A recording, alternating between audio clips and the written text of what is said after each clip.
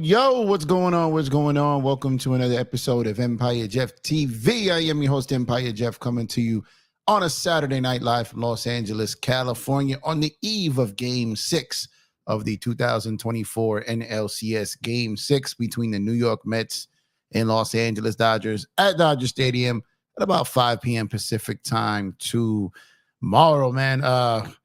Did not get home in time to do last night's stream. It's been a busy 24 hours, to say the least. So figured I'd pull up on you guys tonight. Was tied up all day. Got home pretty late last night. Speaking of tied up, what is up with these cords? So was not able to do the show last night. I told you on the post game Thursday that I had no idea what time or if I was going to be able to do it on Friday because had a lot going on, man. And all day today too. But we're here tonight. We here to talk some Dodgers, man.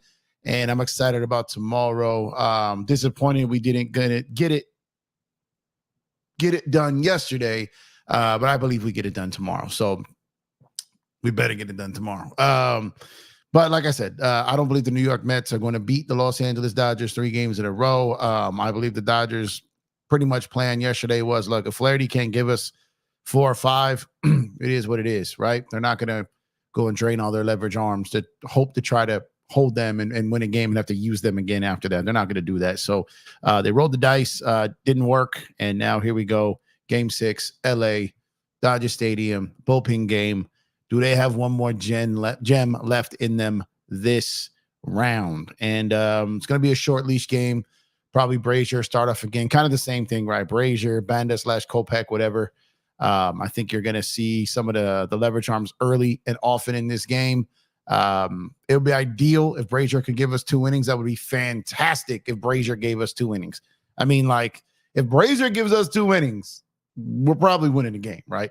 But if he gets a little off, a little rocky, he wasn't sharp necessarily in game 2. Lindor tagged him leading off. He got out of it. And then he did not look as sharp in game 2 as he did in previous games. And when he pitched that game at Chase Stadium, Chase Field.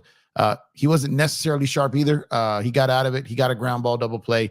He got it done, but he didn't quite look like the Brazier who shut down the Padres in the first 2 innings of game 4 of the NLDS. So hopefully the Dodgers get that type of performance from him tomorrow. The Dodgers, from everything we hear, basically said that they knew Flaherty was sick. He was under the weather. The Dodgers put themselves in a situation almost intentionally, not to lose the game, not intentionally to lose the game, but intentionally to have to punt if things went off the tracks in games 2 and in game 5. They just literally had no choice. I know the couch and Twitter GMs were coming for Roberts yesterday, but there really wasn't nothing they could do. They got 2.5 starters, right? They got 2.5 starters. They really couldn't go to the pen again and then have to do a pen game in game 6. And if it didn't work in game 5, and bring these guys back in game 6. So I totally understand it. I don't love it. Feels like they still had a chance in that game, just like they did in game 2, right? But a few things happened in that game, man, that could propel us to win game 6. Mookie still got it going, and Pages, man, I've been saying it for a couple months now, and I've been saying it almost every show we've been doing in the postseason. That Pages is going to have a moment in these playoffs. Now, yesterday he had 2 home runs, and they didn't, lead to a win.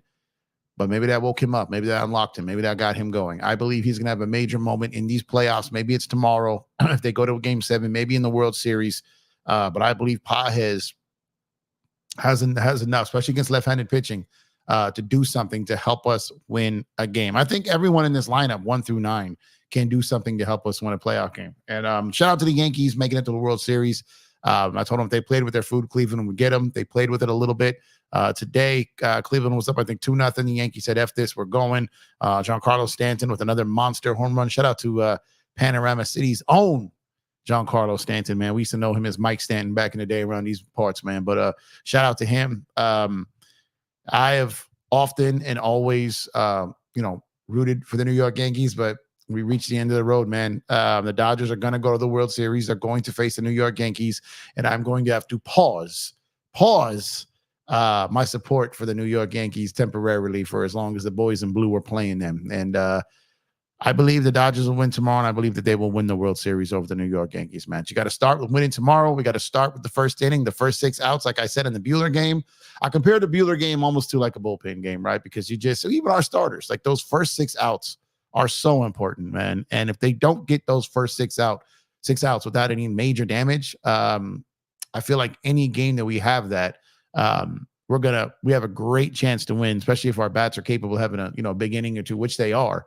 And I think that's going to happen tomorrow. And the crowd's going to be in it. It's going to be wild. They know the Yankees already advanced. The fans are going to be excited to see this closed out tomorrow on a Sunday and have a whole week to talk about playing the New York Yankees on Friday night at Dodger Stadium, man. So it is what it's come down to. Again, I do not believe for a second that the New York Mets are going to beat the Los Angeles Dodgers in 3 straight games. Crazier things have happened, but I do not foresee this happening in this series. I don't think we're going to get like the level of maybe the level of dominance in the bullpen game tomorrow that we did against the Padres. I think the Mets will be up there swinging away. They'll be up there hacking. They may connect a few times. It's a team that's desperate. It's their second straight closeout game. When the bullpen faced the Padres in game 4, that was a Dodger closeout game, but not a Padre closeout game. Padres are feeling themselves, probably feeling that if they didn't win that, they'd get it done in game 5, but they were mistaken there, right? But this Mets team is desperate again, backs against the wall again, and it always seems to be that's when you get the best out of this team. Manaya is going tomorrow, so he went in game 2 in LA, gave the Dodgers fits. But this is the second time, just like Flaherty, the second time you see a starting pitcher in a series, things can get difficult. And I do understand that Jack was under the weather. Flaherty was sick. That came out, after the game. But hey, it happens, man. We've had pitchers with bloody socks. We've had pitchers out there with all kind of things going wrong, man. If you went out on the mound, you were committed to pitch. The talk or the excuses after doesn't mean nothing to me. It just doesn't. He went out there, credit for getting out there, just like Freddie, credit for getting out there. But if you're going to be out there and you can't deliver, we understand you're able there, but you're laboring there, but you're out there, right? So I don't think Freddie plays tomorrow. At least I don't think he starts. And, we'll go from there. But I don't think he starts, especially with the way Pages just did. I think Muncy will be at first. Kiki will be at third. Pages will be in center. Obviously, Edman is short.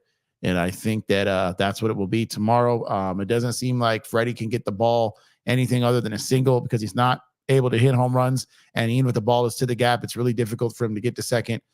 So he's really just out there to get singles at this point. And, even if you got a guy that's getting a double, can he go from first to home on a double?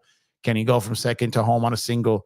It's kind of hurting you there. Now, if you've got a guy on second or third base, a runner in scoring position, in a walk-off situation, you could pinch hit for him. He could still get a single, right? But I think you have to be selective if and when you use him. Or you bring him in and, if he gets on, pinch run for him immediately. I don't know. But I think you may see him at some point. But I would not start him at this point. I would just, get him out of there. Send him to the World Series. The Dodgers are going to get there, I believe.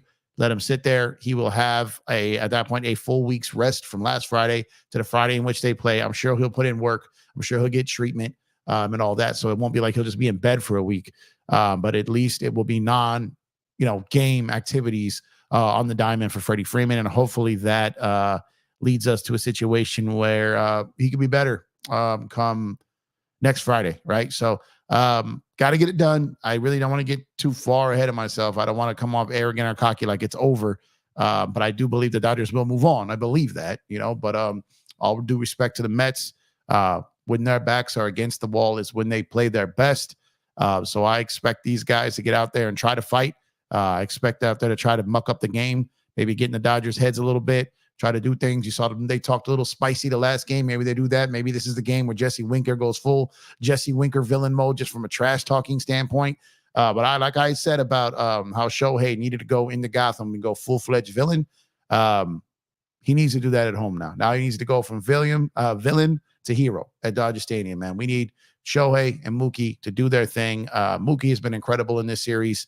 Like I said, Baha's got it going. Edman's been incredible. This bullpen gives us 70% of what we seem them to be capable of.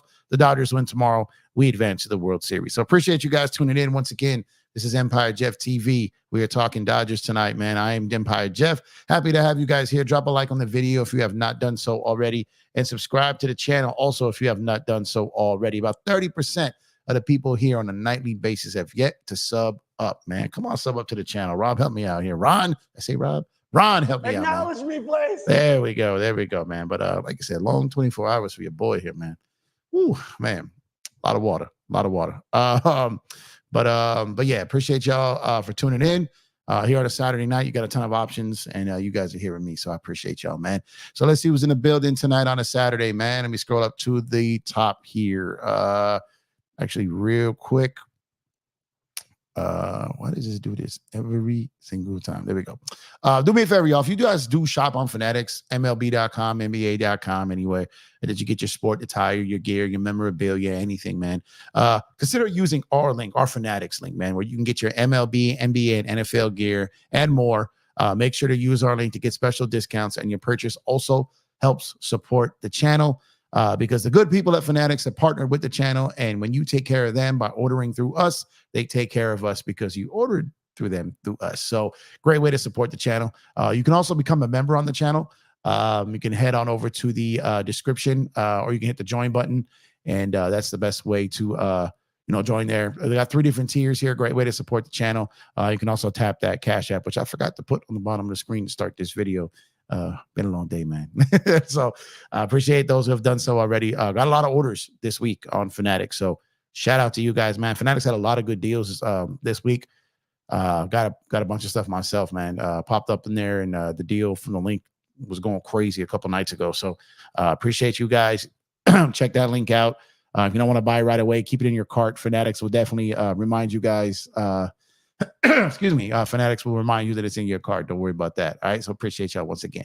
Xbox Game Pass, what's going on, man? He said, let's FGLA. Absolutely, man. Hit the likes and sub to Empire Jeff. Yep, absolutely. Appreciate you, man.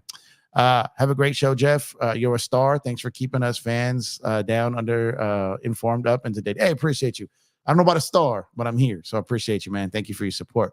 Aaron, what's going on, Aaron, man? Appreciate you. So, nice surprise tonight. Yeah, like I said, I wasn't able to pull up last night. Didn't want to leave y'all hanging 2 nights in a row. So I'm here. You guys are stuck with me tonight for a bit here, man. Appreciate you guys tuning in. Like, share, subscribe. Absolutely. Joseph, what's going on, Joseph Sorrow? One half is done. Time for the Dodgers to make the other half. Yep, the New York Yankees are there and now are waiting. Search and Destroy. What's going on, my brother Search? Appreciate you as always. The best of the best, the best moderator in the game, Mr. Search and Destroy. Let's see. Man, what is going on with my voice has been like giving me heck for like almost 2 weeks now. And it's every time it starts to get better. There's a game, I get wild, I get crazy, and it just goes back to trying to leave me. The great Jeff. Appreciate you guys, man. You guys are too kind, man. Too kind, man. Let's see, man. I know nothing about baseball, but I'm riding this Dodgers wave. Let's go, boy. Yeah, man. Baseball takes some time to learn it, man. It takes a little time. But it's a great sport once you do spend the time. Very exciting. It's fun, man. What's going on, my brother Chris? He said, tell that Empire Jeff TV. That's what's up, man. My brother Chris, the graphic god, aka the art director. Appreciate you, brother. Hope you're having a good Saturday, my guy. Possible ban. Let's see. People talking to each other. Let me mind my business. LA is being pumped up, man. I want to come to LA so bad. Everyone wants to come to LA, man. LA is a great place to be. Love LA. Let's see. I love how I forget where I am in the chat sometimes and just start scrolling accidentally. Let's see. There we go. Let's see. I'm going to dominate that city. Let's see. People talking to each other again. Why my business? One of the best 5-game series you can watch between the Yankees and Cleveland. It was a good series. Even it ended 4-1, but it felt a lot closer. All the games, like I said, even this one went to the 10th. We had a walk-off. That game, was it Friday night? I think it was Friday night, right? Where you had Judge and Stanton hit those back-to-back home runs, and then you had Noel tie it, and you had the Cleveland walk-off like that. There was some action in that series. Man. And that's why I said the Yankees knew it. Like, don't play around with them too much, man. Get rid of them, because if you play around with Cleveland too much, you let that get to 6 or 7, things could have hurt the Yankees a little bit there, man. So I get exactly why they did that, and try to get that done like ASAP, because that team, if you play around with them, they'll sneak up on and get you, man. I'm getting the LA Dodgers symbol tat if we go all the way. Hey, that's dope, man. It's a great logo, anyways. Even if you're not into baseball like that, the Dodger logo is so dope. Those jerseys are the best in the business, man. Best in the sport. The Dodgers Dodgers are the Dodgers, man. Let's see. I'm talking to himself. What's going on, DJ? Salute to DJ from Lakers in 5. Make sure to go subscribe to Lakers in 5, man. Great channel, good dude, good crew over there. Great content, a lot of fun, man. You'll be finding me over there throughout the season as well. DJ's a good dude. DJ, if you're working tonight, drive safe, brother. Appreciate you, man. Looks like the Yankees and the Dodgers, hopefully. Absolutely, Search. That's what it's going to be. It's going to be Yankees and Dodgers, man. It's going to be Yankees and Dodgers, man. It's coming. Speaking into existence, man. It is happening. Joe said, the question is, if the Dodgers win tomorrow and he doesn't play, can he be healthy next Friday? I think I don't personally think he'll be healthy the rest of the season, right? The rest of the playoffs. But able to play, able to contribute more, probably with a week off. He hasn't had a week off since he hurt the ankle. So, I mean, maybe you sit him all the way to like game 3. Maybe you see what you get out of game 1, game 2. Maybe you sit him all the way till you get to New York, right? You get a whole week off between games of Friday to Friday, right?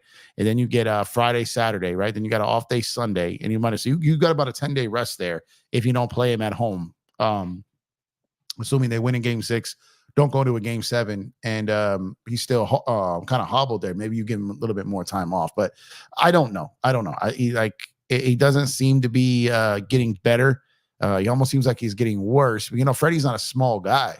That's a lot of pressure to put on that ankle there. Absolute Search. DJ has a great channel, man. Yeah, make sure to sub to DJ, man. Yep, the Dodgers are good. Let's see, and they look way better than the Yankees, but Ice watching crickets for 39 years. They're good, man. The Yankees are good. I just think the Dodgers are better. Obviously, they're in the World Series. They're a good team. Me personally, this is just me personally saying this. I feel the National League is better. I feel like the National League West was a grinding, crazy division. I feel like the teams in the NL playoffs were better than the teams in the AL. And the Dodgers, went through it. They went through a very tough division. They went through a very tough NLDS. They're going through a tough NLCS. And I believe that that's only going to make them better when they get to the World Series. And I feel like they beat the best team in these playoffs other than them in the San Diego Padres in the NLDS. Padres gave everything they had to the Dodgers, man. It took everything from the Dodgers to win that series. And I believe that is the toughest team they were going to face in this postseason. They beat them. The Mets are a worthy opponent, but they're not the Padres. The Yankees are not the Padres, right? So I believe the Dodgers will get this done. Didn't believe they were going to, I thought if they had got game 2, they probably could have swept this Mets team. I thought they could have won all 3 in New York. They didn't. I was wrong there. But my original pick was Dodgers in 5. That was wrong there. So now switching, since my pick is gone, I'm switching now to Dodgers in 6 and hopeful that they can get that done there. Should get some of my cricket matches up there in the big leagues. Yeah, no doubt. Shando, what's up, Shando? You got the skin fade. Oh, yeah, man. I took the clip off today, man. I've been having that time to, having the time to clean up a little bit, man. It was growing out a little more than I wanted it to. So let's go, boys. Let's appreciate y'all, man. Appreciate y'all. JSJ, what's going on, JSJ? Make the dream a reality. Absolutely, man. Said, Jeff, can you call me Mark? Don't feel obligated to call me Xbox. All right, Mark. I got you, Mark. Appreciate you, man. Let's see. Everyone say hello to each other. Let me mind my business.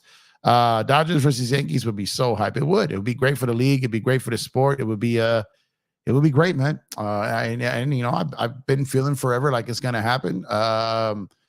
Since back in December, like I said, since December and in March, when Chris had me up at 3 a.m. to do the Dodgers opening live stream, man, like I believed back then that this is what it was going to be. I still do.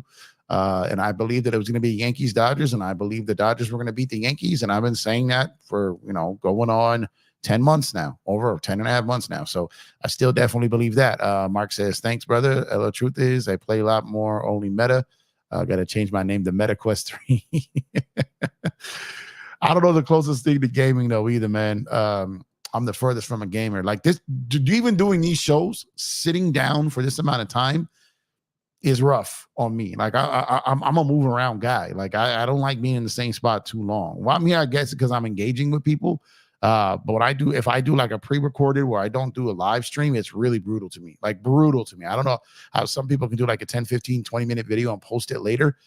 That's really hard for me to do because I just need interaction. I need to be moving around or doing something. So, I was in the beginning of the start, like going on walks with Lucky and just strapping the wireless mic to me and just, taking the tablet or the phone and just doing live streams while I walk. But there's just music everywhere playing, man. I got so many street vendors and dudes just playing their music left and right. And I'll just can't do that. Like on YouTube, man, the music, it's immediate no, right? So I tried, plan to do that. But when I'm out and about, there's just music everywhere. And the music and live streaming on YouTube just doesn't go hand in hand. So that kind of killed that dream right there. Okay, talking to each other. Shano says, I remember when the Lakers blew it versus Denver, game 2, 26-point lead. You said there's something beautiful about it that we can see in the moment. What did you mean by that?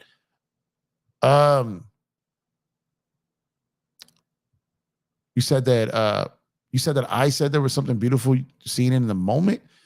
Can you add a little bit more context to that? I don't remember that. I don't remember that. Let's see. You say you love the Gold Coast. Games are usually 3 hours. Yeah, they are. They are usually 3 hours, give or take. Baseball used to be a lot longer, but the pitch clock, and then the mound visits and all the things they did to speed up the games. Oh yeah, definitely support Chris. Best in the business, man. Best artist I've ever seen, bro. The best. Let's see. To live and die in LA. Absolutely, man. Let's go to Eric Kwan. Finish off the Mets and prepare for the Yankees. Absolutely. If ESPN or Sportsnet hit you up, would you take the deal? Obviously, like it's something that I've always dreamed. I'm one of those weird, like, I'm like a content creator that does this just kind of out of the fun because I love doing it.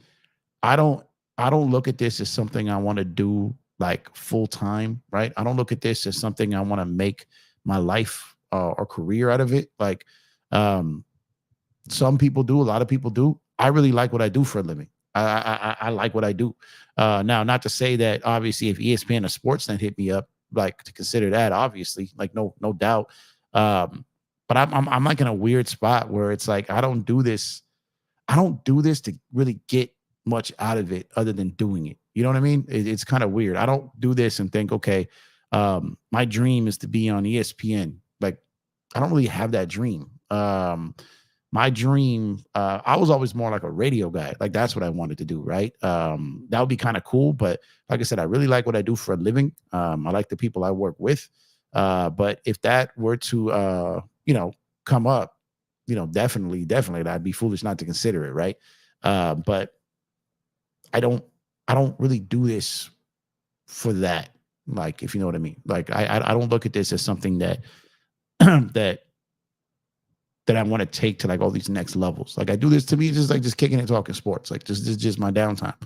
So when I got some free time type thing, right? But so ESPN or Sportsnet, like ESPN is, major, huge. I don't always, well, I'm gonna leave that alone right now. But it'd be kind of cool, like, for them to reach out if that would ever happen. But it's just never been something I've really chased after or really thought too much about. Let's see. Jeff could do those. So, hey, appreciate you, Joe. You could too, Joe. You could too. The real Jackson. What's going on, Jackson? Hi, Jeff. How you doing? Dodgers Yankees classic matchup. Hey, man, I'm doing good, man. Hope you're doing the same, man. Hope you're having a great weekend, you and your family. Hope you're having a great one. Yeah, that's what we're hoping for, Jackson. That's exactly what we're hoping for is Dodgers Yankees for sure, man. Thank you for tuning in. Shando says, like when we blew a 26-point lead, I remember in the chat when you were trying to talk fans off the ledge. There's something beautiful about Denver mounting that comeback that's hard to see on a receiving end. Okay, yeah. So obviously, I don't remember that scenario exactly what I said word for word, and that was, I do a lot of shows, I say a lot of things. What I will say is this: when you are a sports fan and you watch sports, some classic moments and some classic games you're going to be on the wrong side of, and it sucks to lose a classic game. And while this wasn't an NBA Finals, this wasn't a Game 7, a team coming back by 26 points in a playoff game is a classic game. Like, that's going to be talked about probably by Denver fans forever. At the end of the day, I see sports differently than a lot of people. I value moments differently than other people when it comes to sports because the greatness of it. And I think that even on the wrong side of greatness, you still were part of greatness in a weird way. And for me, like, even rooting for the Yankees in 2004 and watching the Boston Red Sox come back and be the first 0-3 team to come back and beat the Yankees 4-3 after being down 3-0, even though as a Yankee fan at the time, because like the Yankees saved baseball for me from like 96 to like 2008, really, right? Because the Dodgers it just wasn't a fun time to be a Dodger fan. I watched a lot of Yankee games, right? Jeter was my favorite player. So even though the team I was rooting for and my favorite player was on the other side of that, the Red Sox coming back and making history, me being alive to witness that and watch every pitch and every inning of that series, and 20 years later to talk about it, and I just saw the documentary again the other day, there's something beautiful about being able to witness that history and be there for it. And even though you were on the other end of it. And what I try to tell people is there's something beautiful about watching something that crazy happen in real time, being there for it and not just watching it like when you're 20 and it happened 40 years ago. You weren't alive for it. That's what I kind of meant. It sucks when you're on the wrong side of it. It sucks when your team loses as a result of it. And it sucks when your team is on the wrong side of history. It absolutely does. But having said that, there is something dope about it from a fan perspective of you got to see it, even though it hurt, right? So I know a lot of people don't see it that way. It's just how my mind works. And I think that it's important to realize that this is entertainment. We're here to watch it. We are very passionate about it. We love our teams. We love our favorite players. But at the end of the day, when they say we are all witnesses, that's a real thing. I know it's LeBron branding, but it really is. We're here just to watch sports and be entertained. When we go to a movie, sometimes we don't always like the ending of a movie, right? Sometimes we don't like it. But if it was a classic movie, right, and there was a lot of greatness in it, or maybe your favorite actor or favorite stars in it or something like that, or your favorite song, right? Maybe you don't like something particularly about it, but it still lasted forever some way, right? It's kind of what I meant by that. Let's see. Jackson says, I haven't been a Laker follower since LeBron got there. I've been a Laker fan since Wilt played for them. Oh, man, that's crazy. Since Wilt?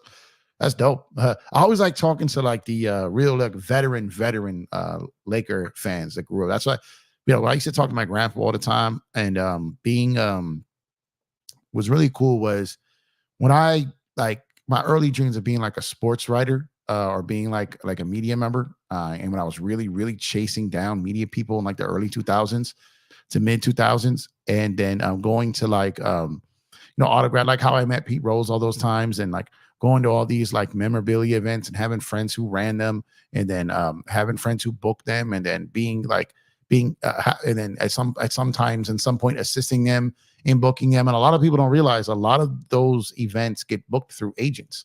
So when I was helping, my peoples book those events, I was able to talk to a lot of agents and publishers, publicists and stuff like that, right? So talking to some of these and being able to talk to some absolute like legends, right? Who covered the game, people who played the game. Like I said, no one that's like a personal friend of mine that I can necessarily pick up the phone and call from a player standpoint. But being able to like sit and listen, and like I've been to like speaking events. Like Jerry West did a lot of speaking events. Jerry West did a lot of like events. I've been to several of them, right? And being able to hear these stories. Jerry West told a lot of the same stories over and over again. His main ones, especially the ones about his brother, times at West Virginia, his father, his first wife, his time as a player, coach, executive. Jerry West, a lot of times when you went to hear Jerry West, it almost felt like you were watching a comedian's routine who did the same show like months at a time, right? But although he was saying the same things, sometimes it was different. And then in the middle of all the things he would always use the same, you get different layers of stuff that you may have never heard before. And so like when you talk to fans who watched the Lakers when Wilt played, or watched when Elgin played, or even watched when Kareem first got there, or even watched when Magic first got there, and which I did not get to experience. Or when you talk to people who watch Sandy Koufax pitch, when you talk to people who watch like Fernando Valenzuela pitch as a rookie, when you talk to people who got to see Roberto Clemente like play, Jackie Robinson, like when you get to talk to people. I'm a talker. Like I talk a lot, right? Like, but when I'm around people who have that much expertise or that much knowledge of something that I could not witness, I shut up. Like I shut up and I listen. And I have a really good like sponge-like memory that things just stick. I never gonna have to write things down. Like I can play it back in my mind. I can play a lot of things back right now. Some things go great, right? Some areas go great, but it's amazing what sticks in my mind. And so it's dope. The fact that you've been a fan since Wilt played for them, that's incredible. I love talking to guys like you. Love it. Joe says Cleveland couldn't pitch against their three big guns. No, they couldn't, man. Joe says Jeff is a diamond in the rough. Always said that. Hey, thank you, Serge. I appreciate you. Church was actually my first. I don't use the word, and I'm only saying it because I don't use the word. I don't use the word fans. I don't use the word like I call it like community or like people I talk sports with. But Serge was like my first hype man out here. Like he would always go around to every show and tell people about me. And sometimes I pop up on a show, I hadn't been there before. Like, oh, Serge told us about you. Come up. And it was like, so Serge was one of my biggest like supporters out the gate. So shout out to Serge, man. I appreciate you. Yeah, they couldn't get that third one over for strikes. Facts. What's going on, Star? Dodgers got to score and get some hits to put pressure on. Facts. Let me get a drink of water real quick, guys. Hold on a second.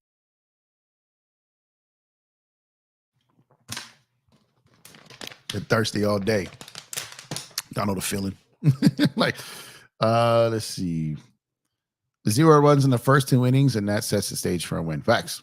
That's what we need, Joe. That's exactly what we need. And I'm a big believer when it comes to this Dodger team. When the Dodgers score first, or when they're up after fourth, it's a wrap. It's a wrap. And we're gonna need another instance of that tomorrow. Shando says, I think the last 2 years with the Lakers fans feels what the Raptors felt like during LeBronto. Yeah, I mean, it is not. I don't say this in any other way because it's kind of depressing for me at times. But it's not a great time to be a Laker fan. It's just not. There's not a lot to be excited about. There's not a lot of fun to watch it. The games are not fun to be at. It's just it just is what it is. I'm not talking trash. I'm not bashing nobody. Like, this is the first time maybe in my life that I am not excited about the season. I haven't been excited about preseason, watching the games, and it's just haven't really enjoyed them yet. And it could just be me, right? It could just be because I'm so like locked in on the Dodgers. My ADD just can't sway to the purple and gold yet. I'm a diehard Laker fan. I love the Lakers. I always will. But something about the last season took the joy away from it from me, right? It was so toxic last year, and probably was because it was my first year really on the internet covering the team, and the internet can just be a nasty place. And I had to learn it, right? Had to learn it. Being on Twitter, IG, and stuff like that is different. You can just type what you want to type it and go away. Internet is a nasty place. There's a lot of good people on there. There's a lot of good conversations, fun times on there, but there's just a lot of toxic people. And, I had to navigate through that my first season of covering, not just on my channel, but on other platforms, other channels and stuff like that. And so it kind of just made last season even worse. I'm sure if the Lakers were winning and you had all that nonsense, it would kind of make it a little better. But it was just a rough season to cover. And it just happened to be my first season, right? I picked the wrong time to start covering the team. So on the flip side, covering the Dodgers, who have been great all year, fun to cover, great community. You've got you got some people try to bring that toxic level into baseball, but baseball people just don't rock with the narrative people. I've said it all the time. Like, you can't clout stream baseball. Like, people just don't trust it. They could see right through you. If you don't know the game, can't call the game, can't break down the game, people just know you're a fraud, right? You're just piggybacking, trying to get views because people are tuned into it.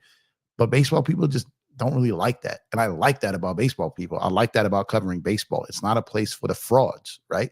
It's fraudless for the most part. NBA, not so much. Not so much. You can have a lot of frauds covering the NBA. You can have a lot of people who people really think they know what they're talking about, like when they watch them. But when people who really know the game have conversations with these people, you can tell it's like just all narratives or all just like Twitter quotes or little clips and stuff like that. But they can't break down the game of basketball. They just can't do it. They're like a tabloid, right?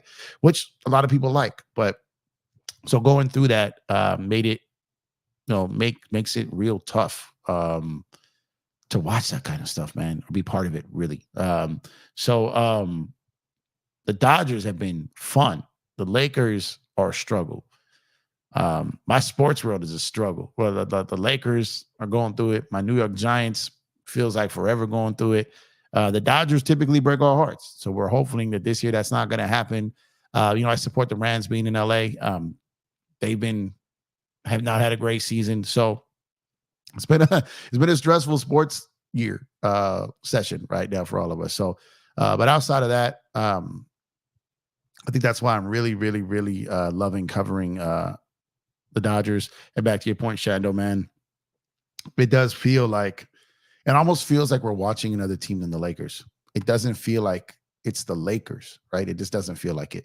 So I get what you mean by that. Eric says that was the most insane series I've ever seen in 20 years. It was an insane one, man. Yeah, I'm assuming you're talking about the Dodgers Padres one, because that one was absolutely insane. Tamika, what's going on, Tamika? Thank you for tuning in. I appreciate you. Thank you for being here. Thank you guys all for being here, man. If you all have not done so already, please drop a like on the video and subscribe to the channel if you have not done so already. We would appreciate you. Let's see who else we got in here. Me and my business, people talking to each other. Rod Carew. Yeah, I didn't get to see Rod Carew. I didn't get to see Pete Rose, the Johnny Benches, like I saw great players, right? And I was blessed to see Barry Bonds. I'm blessed to see Shohei Ohtani. I was blessed to see Michael Jordan, blessed to see Kobe Bryant, blessed to see LeBron James. I don't take away from that. I'm just saying I just really love talking to the people who saw the greats before me. I love talking to those guys, especially the people that covered them or people that went to a lot of the games. my God, the stories, because the games are so different, right? And the sport is so different. So when you hear them talk about it, they always go to like what the price was and things, right? They'll say what the tickets would cost, or what like food or drinks would cost at the time, or parking. Those are fun and it's in and of itself. But when they really talk about the game, the players, the media, all the different levels of the culture of the sport at the time is just fascinating to me. And my grandpa would break down so much stuff to me and tell me there were things that just would blow my mind that I didn't even know were realistic or would happen. And just greatness, man, of those eras. So when people like bash those eras because they're maybe not as, people weren't necessarily as athletic or sometimes as skilled, I understand that, but there's still a lot of greatness and just great stories. I think you guys can understand just the era that they played in. The era that they played in, these athletes playing through a civil rights movement, right? These athletes playing in an era where some of their teammates couldn't stay in the same hotels, couldn't eat at the same restaurants as them. Like the stories from that. People played professional sports through all that nonsense, right? And I think being able to talk to people who lived through that and covered that, and just crazy, man. And while the game is different and some people wouldn't like the game then, those stories remain the same. Those stories remain incredible. Those people remain incredible. And just, man, I could talk about this stuff like all night, man. Like I could keep going and going. This reminds me of the Eldon Campbell years. Yeah, man. So Eldon, man, I think people forget, like the first year we got Shaq, he did something in his knee. I don't remember the exact injury. It wasn't ACL. It wasn't like a sprain. I don't remember what it was, but Shaq did something to his knee. He was going to be out like 2 months, right?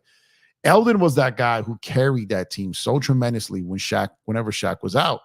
He just didn't necessarily play well when Shaq was there. And it was kind of like Eddie Jones and Kobe, right? But it's like you had this other team there from when these guys were out, right? Eldon was a good player. Like the Lakers kind of stole him. He was kind of like a rising star in like 95-ish, right? Not a superstar, but a rising like potential all-star level player of a 20-point per game guy.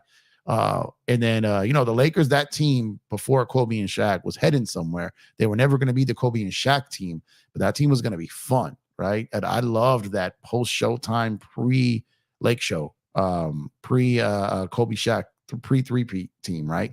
That era was fun. Like Nick Van Exel, Eddie Jones, Cedric Ceballos, Vlade, Eldon Campbell, fun, really fun team. And they weren't never going to go as far as the team that followed them, right? And the guys they traded to get those other guys or free up cap space. Like Anthony Peeler was my guy. But it's just different era, man. We're not going anywhere, he says. Shando says, I feel some fans prefer the Kobe Magic type era because they saw them grow. And when you draft guys or see a team grow, you feel like you're a part of it, and they don't feel it when Braun came. You know what? I get what you're saying. I don't totally agree with that. I think the problem is before Braun came to the Lakers, there were so many Laker fans that hated him already, right? So it's like, I think you got to look at it like when Shaq came to the Lakers. We didn't draft him, but he ran California essentially, right? When they got him in 2000, when we won the chip, there was no bigger star in LA or California than Shaquille O'Neal, right? And we did not draft him. We didn't draft Kareem. We didn't draft like everyone, right? But the thing is, I think the problem is there were so many Lakers and Kobe fans that just hated LeBron before he became a Laker that they just didn't have the pride to walk that back, right? They just they couldn't switch up. They're like, nope, I hate him. I can't untake everything I said. Well, for me, it's like, look, I didn't root for Braun before he was a Laker, but I didn't hate him, right? I'm a Kobe guy, but I didn't hate LeBron. The second he became a Laker, he was with us. So I was with it. Kobe stamped it and repeatedly mentioned how stupid it was to root against him being a Laker, right? Kobe was with it. So when those Kobe would never guys talk, it's so stupid because Kobe himself was celebrating the fact that Braun was a Laker, right? So, but there is a good pocket of Laker fans that will never accept the fact that Braun is, here, right? Or don't want to root for him. They just can't do it.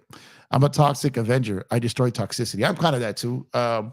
It's funny. I'm known kind of around, Joe always says it all the time. I'm kind of known as like the humble, like nice kind of guy, but you guys have seen me several times, like challenge false narratives or just talk trash at people who just are clueless and clowns. Right. So I really do fancy myself a slayer of false narratives because the narrative guys really can't have any type of dialogue. they fall apart on context. They can't really hang when you get into the substance of things. And that's where the toxic comes. When they can't really talk the game, they got to get toxic, right? So toxic people are just some of the most lost individuals in this world. Shando says, but most of them are online. Most Laker fans in person are pretty cool. You kind of forget that when you're online. Yeah, that's what I'm saying. The internet, right? When you're at games, so when you're at games, when you're out and about, when you're at when you're at a bar, when you're outside, like most of these people on the internet just don't leave their house, bro. And if they do, it's like something that's paid for, right, by someone else. They don't really have, they don't got money like that. They don't do nothing. They just sit at home and hate on anyone that's doing anything for themselves, right? So it's like outside of that, like those are the people that just don't really have anything, right? So they're upset at the world. They get a little in this little pocket. They get a little of attention online. They think they're someone because of it. But we all know outside those walls of their homes, wherever they are, they're miserable, right? And that translates in how they act online, right? And that's why I don't ever really take it so serious, because to me, it's just talking sports and it's fun. You know, I love my life. I got a good life. I'm not about to sit here and talk to someone with no job who wants to argue because they got all the time in the world with no money and a bunch of bills. But I'm just like, I'm going to enjoy my life. I'm going to go spend my money. I'm going to spend some time with my wife. I'm going to come up here and kick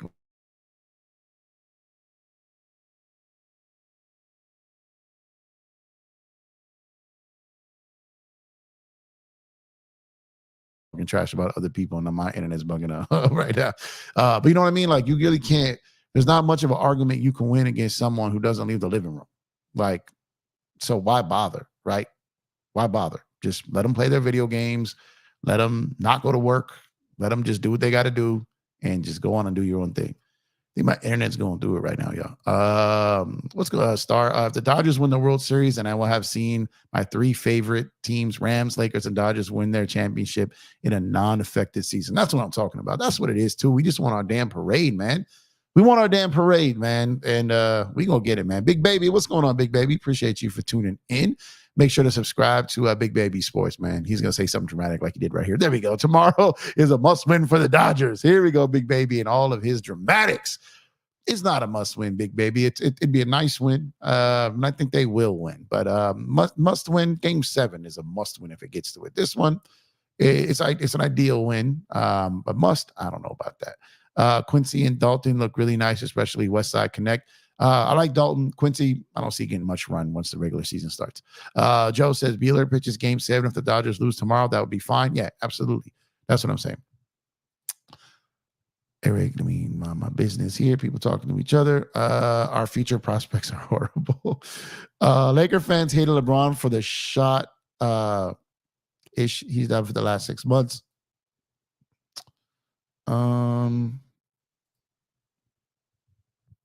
I'm still nice when I'm angry. Joe, you've never seen me angry. You've never seen me angry. I don't really think anyone on the internet has seen me angry. You see me annoyed, but not angry. No one on the internet seen me angry. It's not the place. It's not the place for that, right? I think me, like everyone else, is different when they're angry. I am not nice when I'm angry. I'm not, which is why I really try to not get angry. But I think people maybe have seen me annoyed. I don't believe on the internet anyone's ever seen me angry. Shando says, not gonna lie, Kobe would hate a lot of the diehard fans of this of his that try to speak for him. Yeah. I feel he'd laugh at the idea they have of him. Yeah, like they're trying to speak for him, right? Like I said, the Kobe would never crowd is actually hurting the Kobe legacy more than helping it. What is okay? They are hurting the Kobe legacy more than they are helping it. The fake Mamba mentality. Like I said, it's always the ones who try to be like Mamba mentality job. They try to use almost like Kobe's quotes against Kobe quotes, and that's what I'm saying. Like, you're gonna sit up here and job not finished, right? Because Kobe did this at times too. We spoke on this. Like there are moments where Kobe's like, where it was a challenge with himself of stuff he said earlier that he didn't appreciate at the time and kind of corrected it later. So the job not finished completely contradicts. It's not the destination, it's the journey, right? And he has spoken on that, but people just don't listen to that layer of it. So it's like, you can't sit up here and be like, you just won to go to the World Series and be like, Kobe would never, job's not done. Kobe, one of Kobe's greatest quotes is not the destination, it's the journey. Like, stop speaking for him. You're not him. These athletes that try to, they are not him. We are regular civilians. We are not Kobe Bryant's. We are not him. It don't hit the same when we say it, right? It doesn't. So it's like the Kobe would never crowd. The people that sit up here with a straight face and try to act like Kobe would not have loved playing part of an in-season tournament and winning it are full of shit. The people who would sit up here and say that Kobe would not care about a bubble chip are full of shit. Don't listen to them. Anything that's competition, that is equal competition, that everyone in the league is competing against to win, and he won it, they're full of shit. I'm going to leave it at that. Let's see. IKBM. Ichabum. I don't know how to say it then. Even as you do this YouTube stuff part-time, you do great content and you don't cheat the viewer at all. I know you because of We Talk Mavs. Keep going, bro. Signed Met fan. Hey, appreciate you, man. And you know what? Thank you, because that is exactly what I'm striving to be. I'm not perfect. I'm not the best. I will never be perfect. I will probably never be the best, right? But what I'm saying is I appreciate that, because I truly want people to get out of it what I try to provide, right? I don't want to get roped into the other stuff. I don't want to get dragged into the other stuff. Exactly what you said is what I try to do. I don't ever want to cheat the viewer, ever. I don't want to cheat a viewer. I don't want to cheat a guest. I don't want to cheat anyone. And shout out to We Talk Mavs. Those are my guys, man. Those are my brothers in these YouTube streets as well, man. Go to subscribe to We Talk Mavs. I've always encouraged you guys, whether you're a Dodger fan or a Laker fan, to check out quality streams of other teams. It helps you get more educated as a fan. It helps you appreciate other great creators. And Rel and King are top notch. They are great dudes, great guys. They do great work over there. I've been on their show. I would definitely have them on my show this year. They're just great. I love working with them. I love being in group chats with them. I just love the guys. They do great work. They've always been a big supporter of mine. So shout out to them, and shout out to you too, IK. I appreciate you. And I will promise you, I'll never, ever give up on committing to not cheating the viewer. So thank you so much. Shout out to We Talk Mavs. And I know you're a Mets fan, but you are welcome here. Like I said, I've been watching the Mets and kind of rooting for their success for the last like 3 months, right? Until they got up against my Dodgers. But outside of that, I've really loved the run they've been on. It's been a lot of fun baseball, watching them as an avid like MLB extra innings guy or MLB TV guy. I've watched a lot of their games. They've been fun. And, shout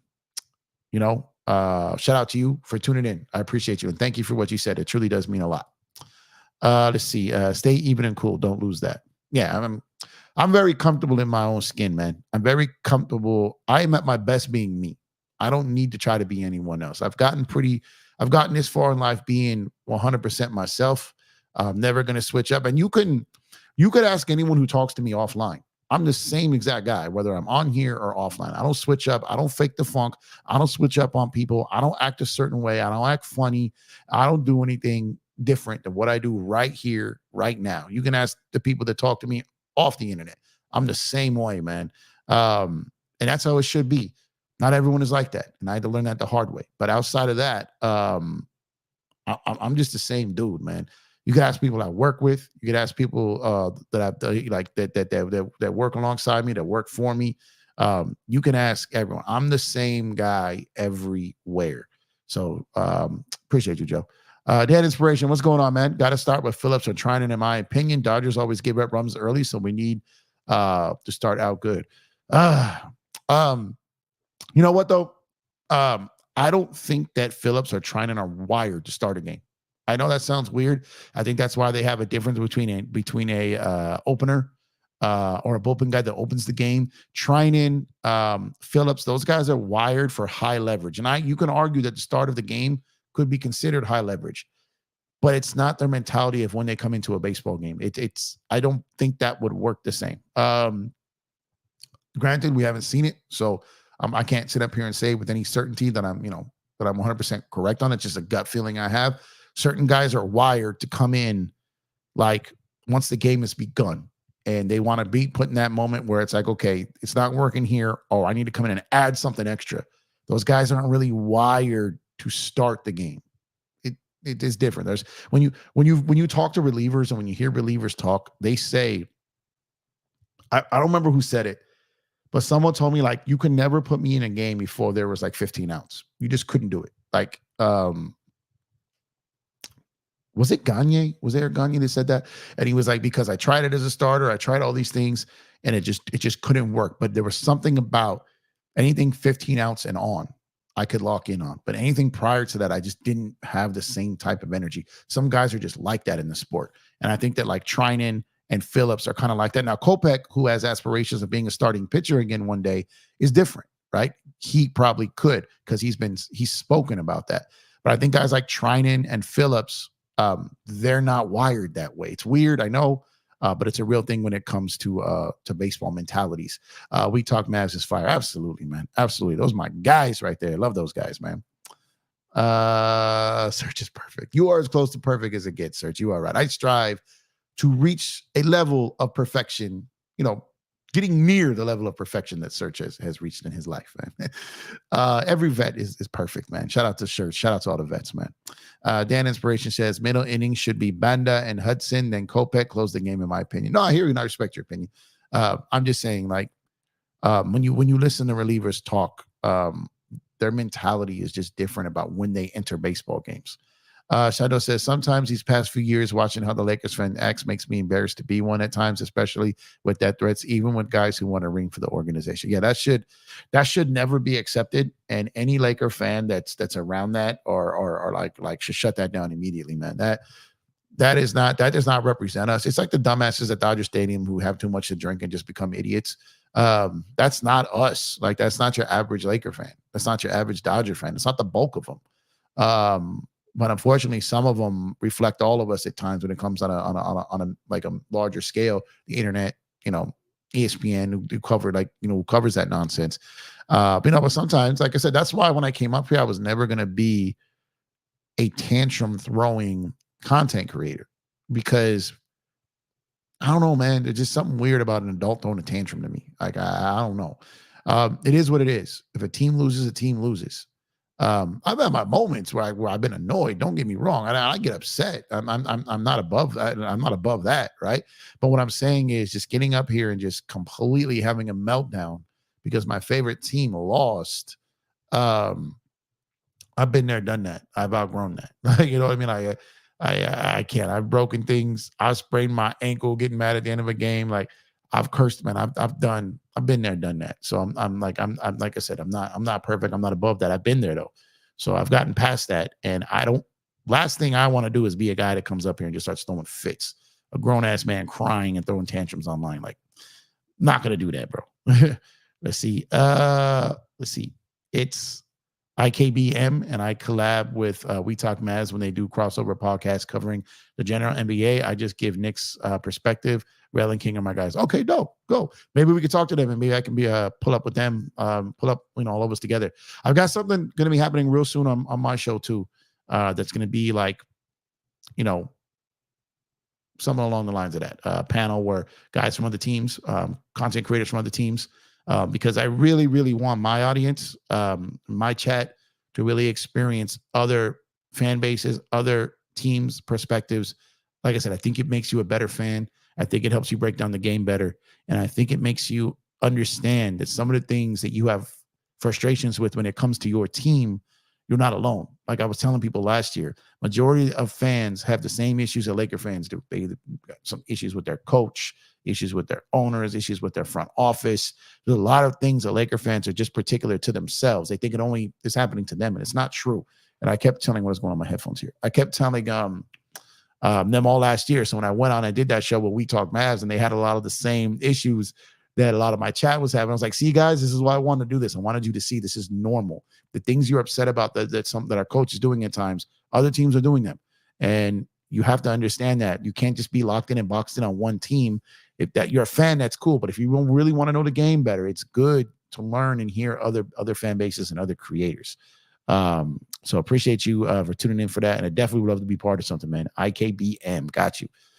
So thank you for tuning in though. But again, that's a great platform over there. They refer to me as Dre. Okay, got you, Dre. I'll call you Dre. Do you do the playback with them?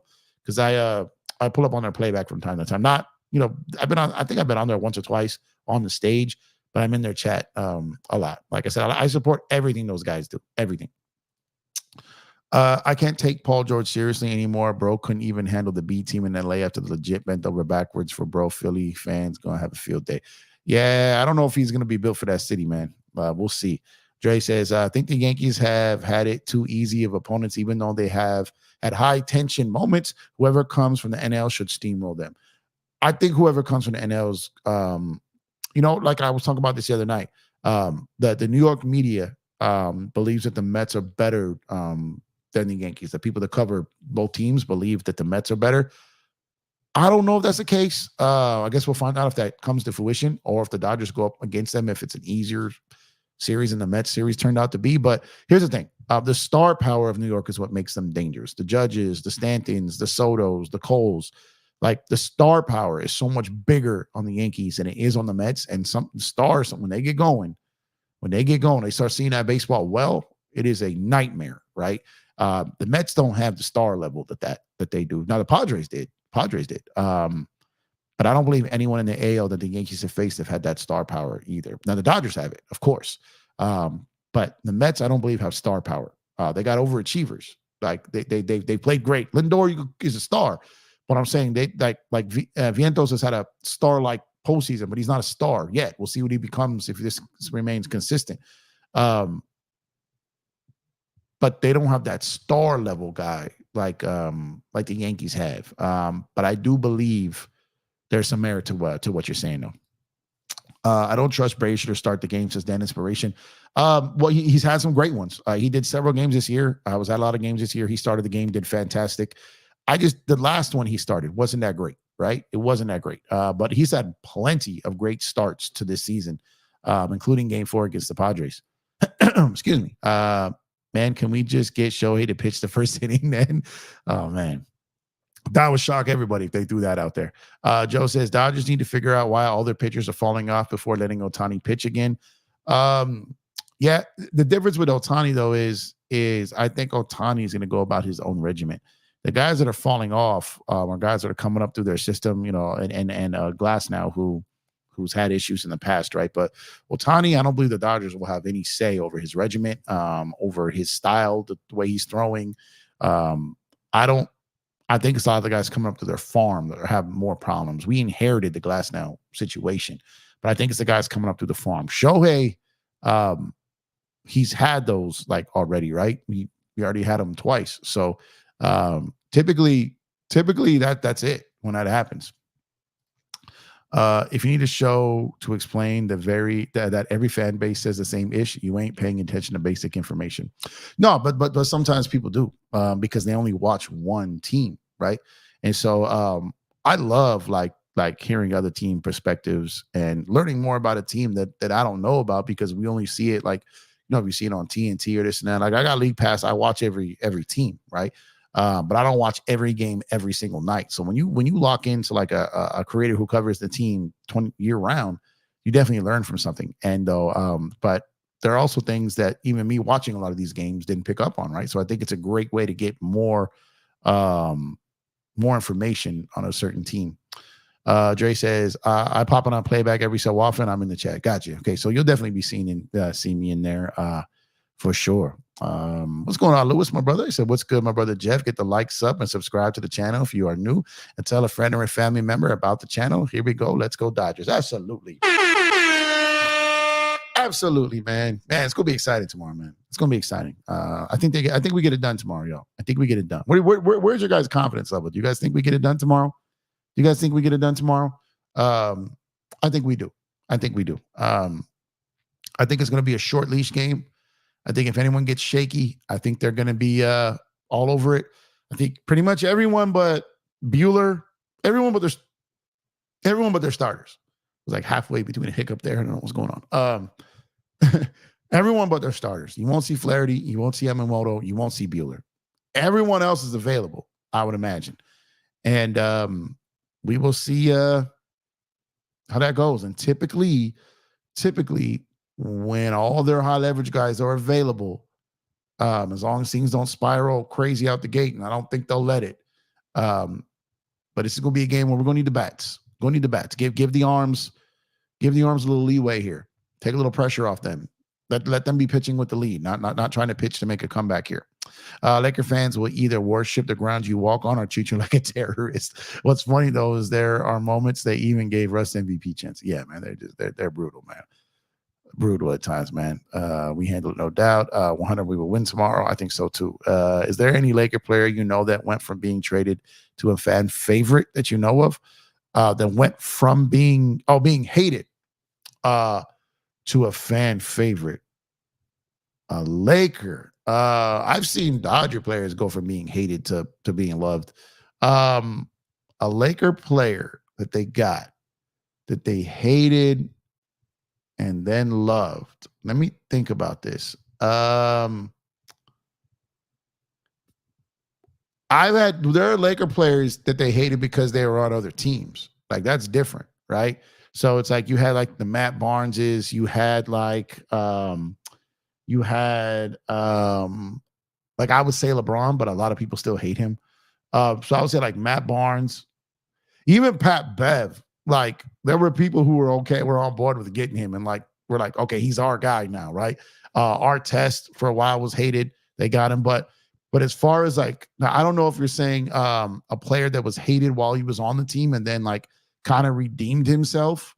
Another guy is Dwight, right? The first time a lot of guys hated him. Steve Nash, Karl Malone, Gary Payton, but these are all guys that were hated before they became Lakers. I'm not sure if you meant like a Russ who was on the team, they hated him, and then something turned around and they loved him. I don't know if that's the example you're setting there, but I can't think of a player who was on the team that everyone hated and all of a sudden started loving. I can't think of it off the top of my head, but I can think of a lot of guys that the fans hated that once they became a Laker, they loved them. I can think I can think about that for sure. Now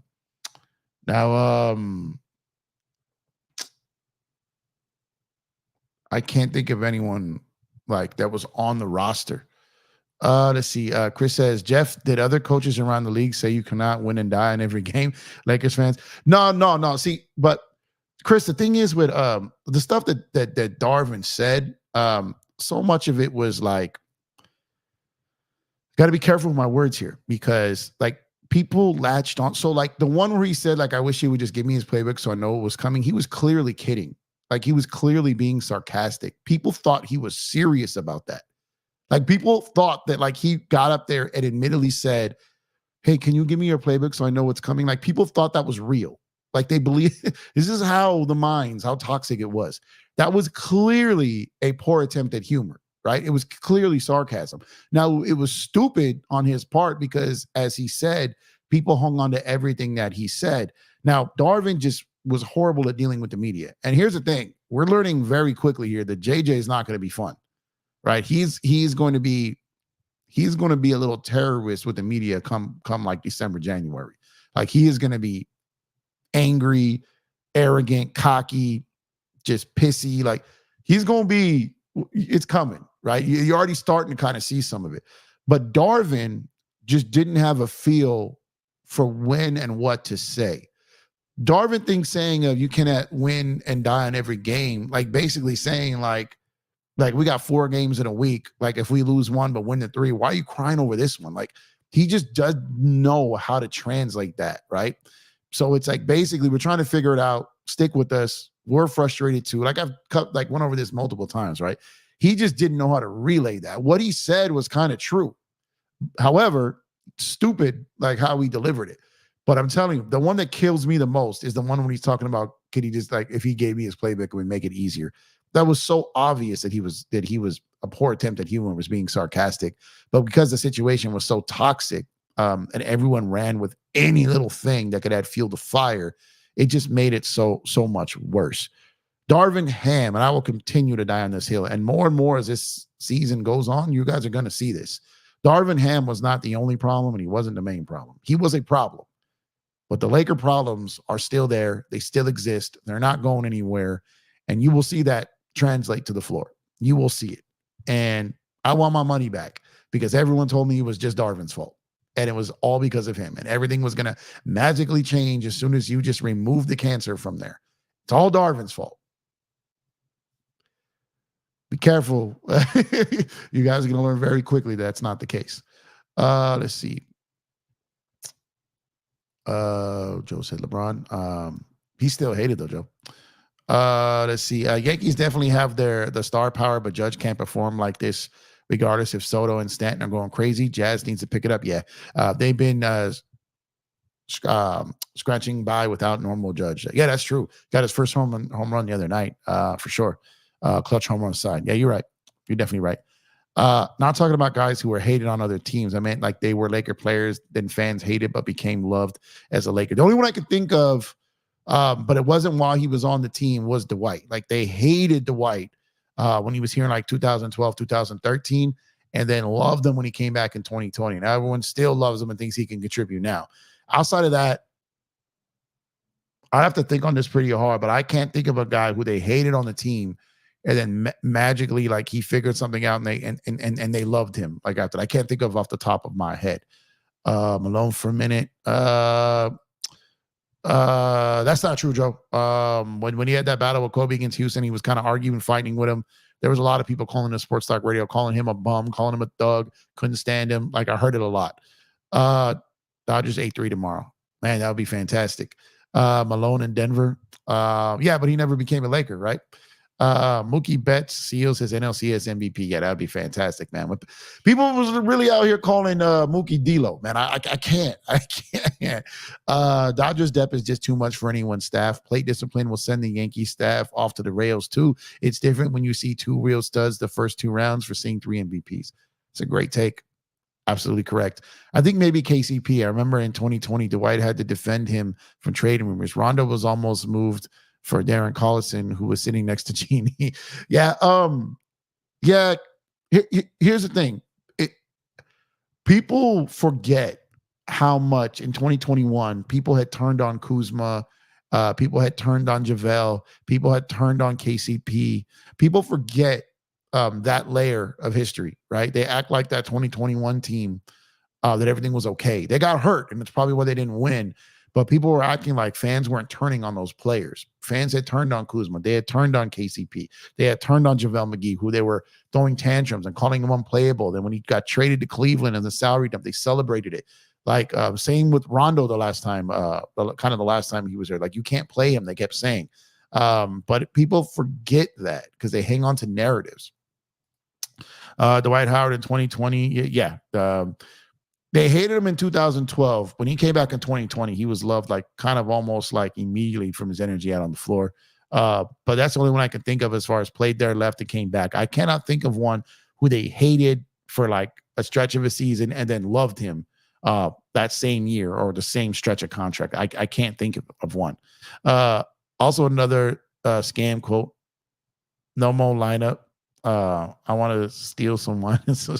He had bad quotes. He had really bad quotes and really bad dealings with the media. There's no doubt about that. That's, guys, like I was saying forever, like they need to let him go, but I knew they weren't going to. My biggest thing always was, and I still say this, that he was not the only problem.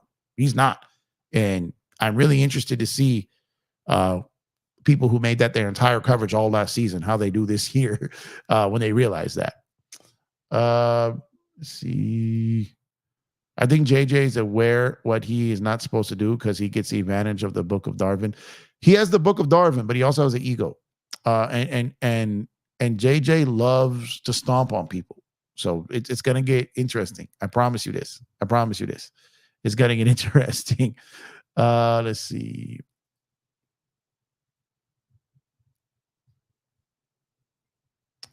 Let's see. Two best players they saw were Bobby Witt, he's good, and Jose Ramirez, he's good too. And when they're shut down, their teams are mediocre offensively, and they are for damn sure not Ohtani and Betts. That's a fact. They faced some great players, but they didn't have the depth. You're absolutely right about that. Absolutely right about that. I think fans were actually liking Russ once he came off the bench. The win or lose draw comment was the last draw for fans, but the Laker, from him, in my opinion, should have had posted that though. Yeah, there was a lot of things about the Russ like Darvin. Here's my thing about Russ and Darvin. Rush should have never been traded for, and Darvish should have never been hired. And when you bring in guys that have no business being there, they're set up for failure. So I am not surprised that Westbrook failed here. I am not surprised that Darvingham failed here. They should have never been here. They were, and they have to leave here with some accountability there, which goes without saying. But to act like those guys were the only problems, because once Rush was gone, yeah, we got to the Western Conference Finals, got swept, haven't done anything since. Yeah, Darvin was a problem, right? He wasn't ready for that role. Now he's gone. And if we make the plane again, was it Darvin? Was it? We'll see. He was never going to be the right guy no matter what. He was never going to be the guy they should have hired to begin with. But we'll see with JJ, right? We'll see. Shando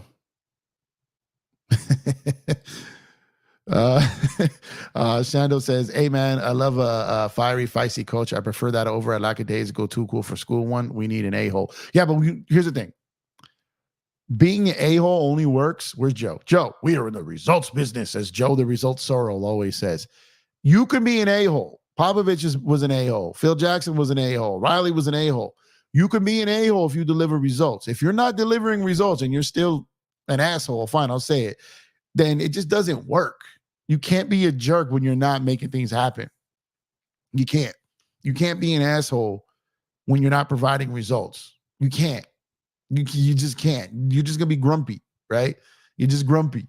JJ, when the dog days of the NBA season hit, or when the Lakers are on the biggest, roughest stretch of their season and they're struggling, I'm very interested to see how JJ handles that. I'm rooting for JJ. I'm hoping he has a fantastic rookie season as a head coach. I'm hoping he becomes a star head coach. I'm praying for that. It remains to be seen if he will, though. Have to wait that out. Same reason I'm not mad at JHS. Either Rob knew what he was. I had a shot at JJJ, Pods, and Whitmore. It's just way too early for. I think we know he's not going to be a star, right? I think that's obvious. I don't think anyone ever saw he was going to be. But as far as there's too many teams who give up on guys too early, then those guys find life somewhere else and go and have a really good career. Before you give up on a guy you used the 17th pick on, you got to be sure. A lot of people have already made up their minds already, and that's fine. But just wait. Got to be a little patient. He's never had a role. He hasn't been truly healthy. He's never really had a good coaching system or staff. Those things really affect a young player. Let's see. Dre says, just looking from afar, feels like Lakers don't really care about winning right now, and they're cool with LeBron James with the LeBron Vegas residency hijacking things for capital gain. Prideful fans don't need this. Yeah, you're right. There's times where it's hard to feel like their main priority is winning. It feels like they're running a business and making a killing, financially. I think in their heart of hearts, they would like to make the money and win. But I think it's just with the new CBA, all these super billionaire owners, players being more open than ever to play in smaller market teams, players looking more along the lines of looking for well-ran organizations than well-living locations. A lot of these things are changing, and these changes are hurting the Lakers. They have to adapt. They have to figure it out. I'm not sure they have the personnel to do so. We'll have to wait and see on that. Here's the thing. A lot of guys who we give up on had some potential. JHS hasn't shown anything, and he's replaceable to me. I'm good on this, bro. I mean, he's shown potential in the G League. He's shown no potential in the NBA. I agree with you on that. But again, a guy like JHS, look at someone like, go ahead and watch like Markelle Fultz early on. Like, go ahead and watch like some of these guys that just could do nothing. Right. And all of a sudden, 3-4 years later, they pop up somewhere. And it's like, oh, man, this guy can hoop. Well, how would they give up on him? Right. Like JHS, I don't know if he'll be that, because he doesn't even have like a moment in the NBA. He doesn't even have like a moment where he's done something. You're like, oh, man. Okay, there it is. Let's see. But anyways, let's get back to Dodgers, man. There's a Dodgers stream. I got some basketball coming soon. But tomorrow, the Pen, can they get it done in a Game 6 situation? Can Dave Roberts, pull a rabbit out of the hat one more time with a bullpen game? Can these guys come in? Can the opener, can Brazier give them 3 to 6 outs to give their high leverage relievers, setup and closers a chance to get it done?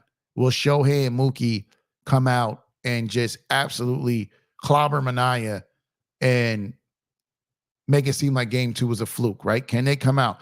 I don't believe the Dodgers will lose 2 games at home in this series. I don't believe it.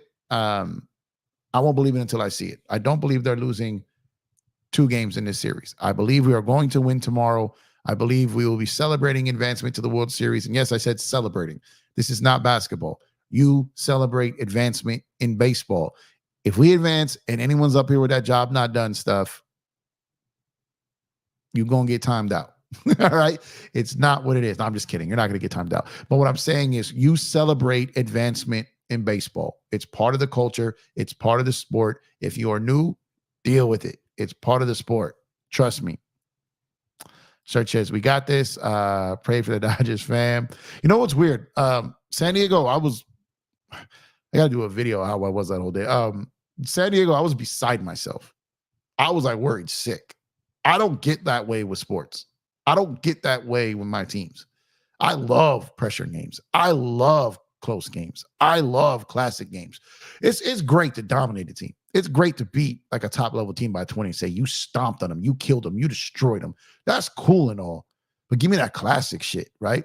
Give me that. I love that. So it's like I don't get nervous like that with sports. And that Padres series, man, just drove me nuts. And I've been back to my normal self since. I've not been nervous, stressed at any point during this Mets series. Even in game 2 when we lost, even last game, zero. Nada. None. No F's given. I am not worried about this series. Now, if they lose, I'll be upset. And again, this isn't I'm not coming from the Mets are trash. The Mets are trash. They have no chance. I'm not saying that. I will give all the respect to New York Mets right now for the season they've had. They deserve all their flowers. They've had a great turnaround. It's not personal. They're just in the way. You know what I mean? It's not personal. I just believe in my team more than I believe in the Mets' ability to beat my team. And if they beat my team, you tip your cap, you give them their flowers, and you move on. But I am not worried about this series. I never have been. And I don't mean to come off arrogant or condescending towards the Mets because that's not where my heart is. But what I'm saying is I just believe my team is that much better than them. Mets have had an incredible run. I think their magic runs out against the Dodgers. I don't think that's crazy to say. Outside of that, I've never felt as nervous in a sporting event than I did in the Dodgers versus Padres series. That just had me on a whole different level of craziness, man.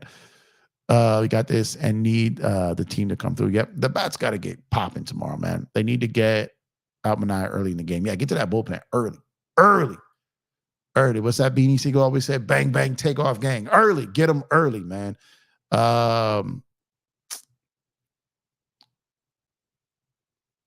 Jeff called it bank it. Appreciate you, Serge. Bang, bang, steak prop gang on me early. Let me see. I think we do, Search. Dre says, whoever scores first is going to win. The dominoes that fall due to strategy after a lead is established will be evident. Mendoza hasn't been here before and made some mistakes. Yeah. I also think there's something to, I think you have to take in consideration the fact that the Mets used Diaz for 2 innings. May backfire on them, right? We'll see. Letting the Dodgers see him that much already in a situation where it wasn't a closing situation. But having said that, like I said, I just really, really like our chances tomorrow. If we lose, we all email Jeff with hate messages for a year. Good thing I don't read it, right? Let's see. I was nervous about game 5 of the Padres series all day that day, even at work, until the win was pretty much locked up. Yeah, I can't explain it, man. It was so unlike me. It was so uncharacteristic. I'm a pressure don't. Obviously, I'm not playing. It's not what I'm saying. I'm not playing. I'm saying in life, in regular life. Ask my loved ones, ask my family and friends, ask my coworkers, ask business associates. I'm known as that like thriving chaos guy, right? When everyone like is freaking out, things slow down for me. I'm talking about just in real life. I'm not talking about sports. I'm not an athlete. I'm talking about real life scenarios. I never panic, right? That series had me nervous. And it was it was kind of interesting and exciting to me at the same time because I kind of experienced something I never really have. When I was a kid, like the boy in me, like the boy sports fan, got nervous. Don't get me wrong. But as the adult sports fan in me, never really. It was very interesting. I know my mom was like, "This isn't even you. You never like you love this." Like, I know, I don't know what's happening here. like, but the second that series was over, it's like back to normal. It was like a 24-hour bug, 24-hour flu or something, right? I had something was weird. I can't explain it. It's gone now. Hopefully it never comes back. But that Padres series did something to me, man. And you know what? I kind of liked it. It was different. Added a different edge to it. I felt I became a better creator during that series, right? I felt my Dodger coverage went to another level because of that series. That's just me, right? I feel like I got better because of that series. And as someone who covers a sport or a team, I feel the Dodgers got better because of that series. So I think us fans got a better series and a witness history of sorts, even just in the NLDS. So everything about that series and the fact that we won it and how it kind of changed all of us while it was going on. That's kind of one of those things that Shando brought up about saying about loving the moment, enjoying and embracing the greatness while it's happening, even at the time where you're scared to death and you may not win it. That's a great example of history playing out and you feeling like you're part of it in a way. And people who go back and watch that series on YouTube 15 years from now, they are not going to get it like you did. They're not going to feel it like you did. People who go and watch the Kobe taking over in Indiana in 2000 on YouTube and the highlights, they're not going to get it like those who watched it live. And every bucket had you on the edge of your seat. The people who lived that Kirk Gibson home run in 88 are not going to live it the same as someone who watched it on YouTube.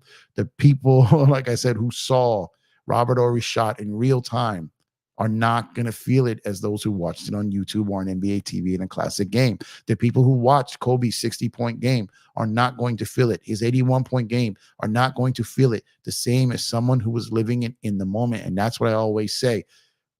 It's not like you can't learn from it. It's not like you can't study from it. It's not like you can't take information, become great at covering something. What I'm saying is watching something on replay and not sharing it with the masses when it happened live and not having your heart broken or your life changed due to excitement because it went your way is not the same as watching it later. It just isn't. It just isn't. Let's see where we at. Man, I lost where I was again. I do this too much. You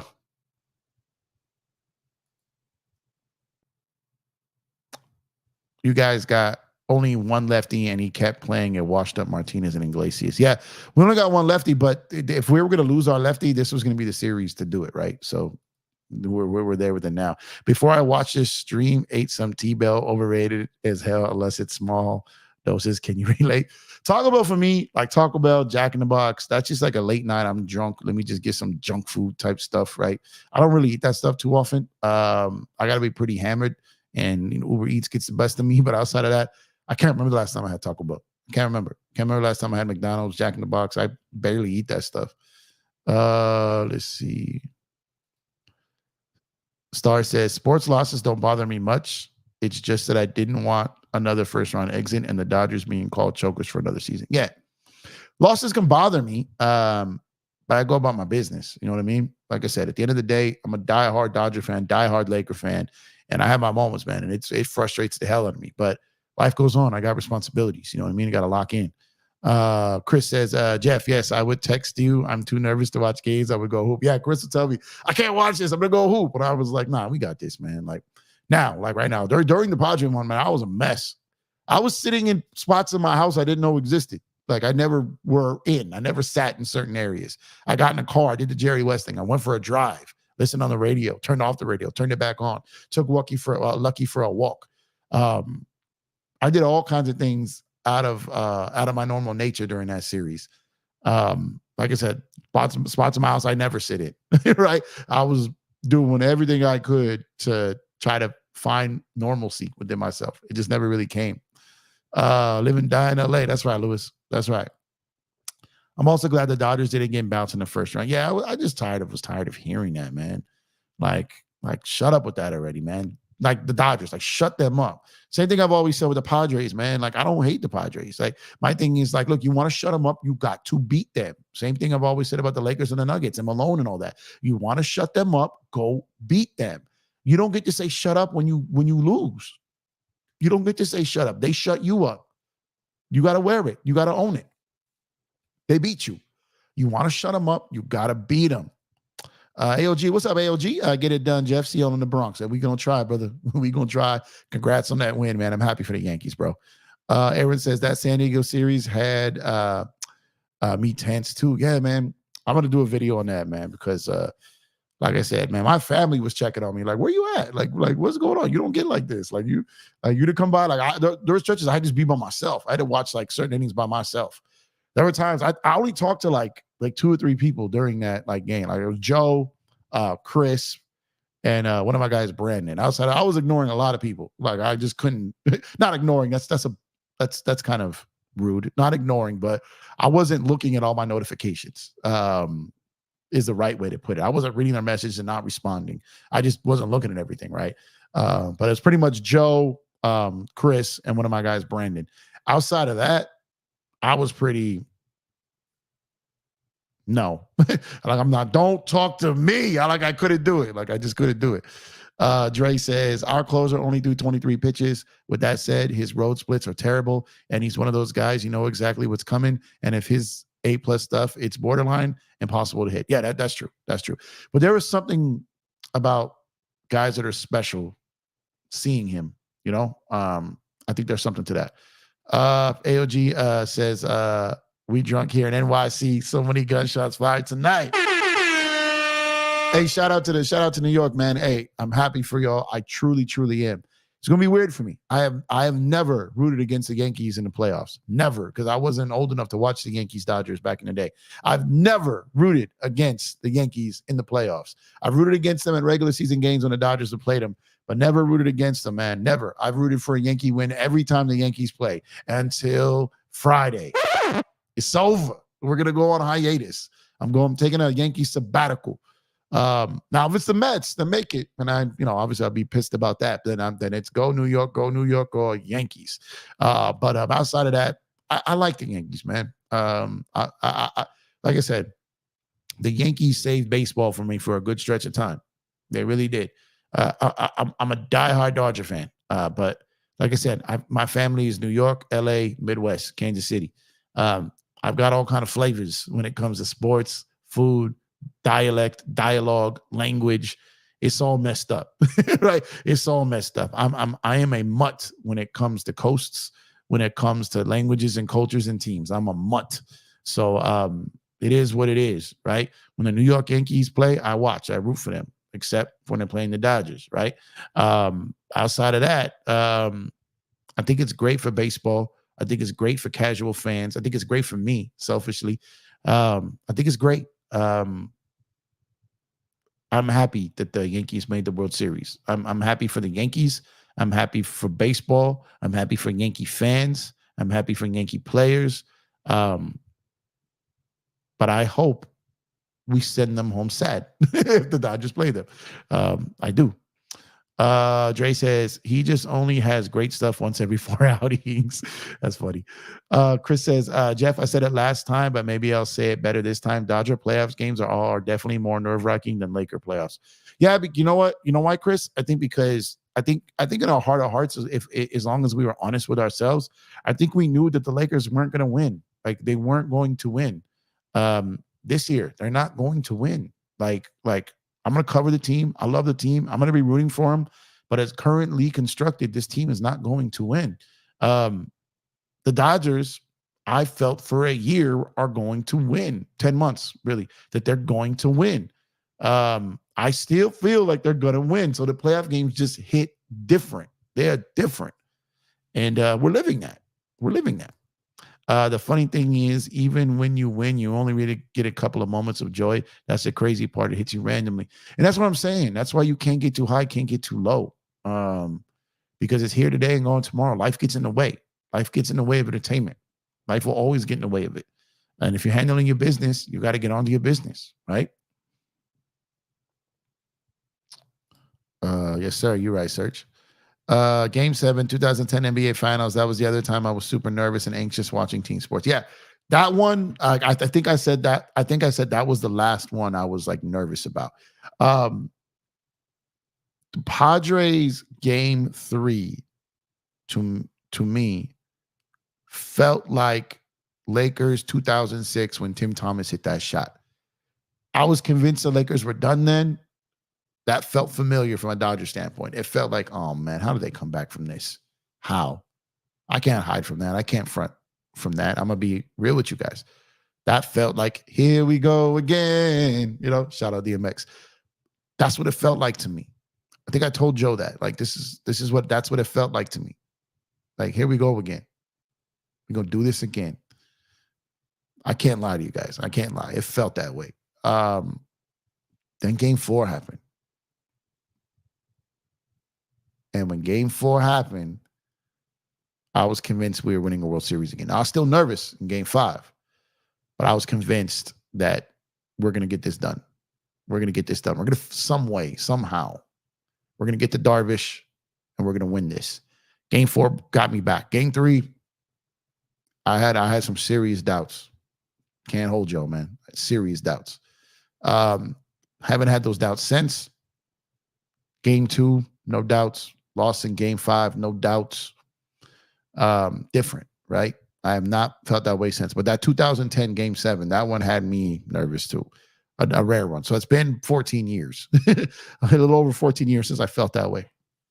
Even, you know what? Like, even Sacramento game 7, 2002, I was extremely confident we were winning that game. I was at that game. I was extremely confident we were winning that game. I bet I drove with a couple of my boys and in a straight up beater, in a straight up G ride to Sacramento, headed 5 north up to the Arc Marina on that trash ass arena. Oh my God. That was fun. That was fun times, man. That was fun times. What a time to be alive, man. Be young, not really successful in life yet, don't got the money it takes to go and be about it like that, right? But man, what a time it was. What a time it was, man.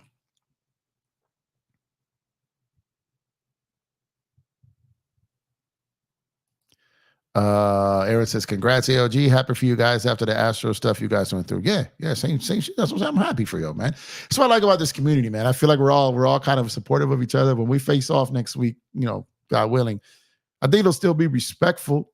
And I think it's gonna be kind of cool being able to have fans like from both sides. Like if the Lakers and Celtics were playing each other, it would be Celtics fans in the chat just like hating crazy, talking crazy. There'd be Laker fans on their side talking crazy. Padres and Dodger fans that were back and forth talking crazy. I think Yankees and Dodger fans, I think, can be civil with it, right? I think they respect each other. Even the Mets, we had some couple Met fans come up, try to be talk a little spicy. And I think they realized real quick that this channel was okay with them repping their team. And they're like, oh, cool, man, this is cool. And they subscribed, and a couple of them came back, right? I think you'll see that with the Yankees too. I had my moments with the Padres series. I pulled up on a couple other channels, had a 20v1 situation, had to go ballistic. Videos no longer in existence. Right? They took it down. But outside of that, it's just different. They were just disrespectful. If you're respectful, a lot of people can talk sports all day, even if you're on, you know, opposite sides of who you're rooting for. Yes, Serge, I gotta do my promotional thing for this. So I got a new company that we affiliate with. It's called Code118 Wallets. Incredible wallet. I never have it on me when I'm doing a show. Really cool gadget. It's got the different modulars you can add on to it and add your wallet out. You can carry up to like 20 cards. You can add things to it. RFID protection. Really, really minimalist style wallet. I love it. I got a couple of them. It's my everyday wallet that I use. And the link is in the description to get yours from Code118 Wallets. Take a look at them. Check them out. Really good quality. Really good guys over there. They support the channel. They watch the channel. And so shout out to those guys, man. Appreciate y'all.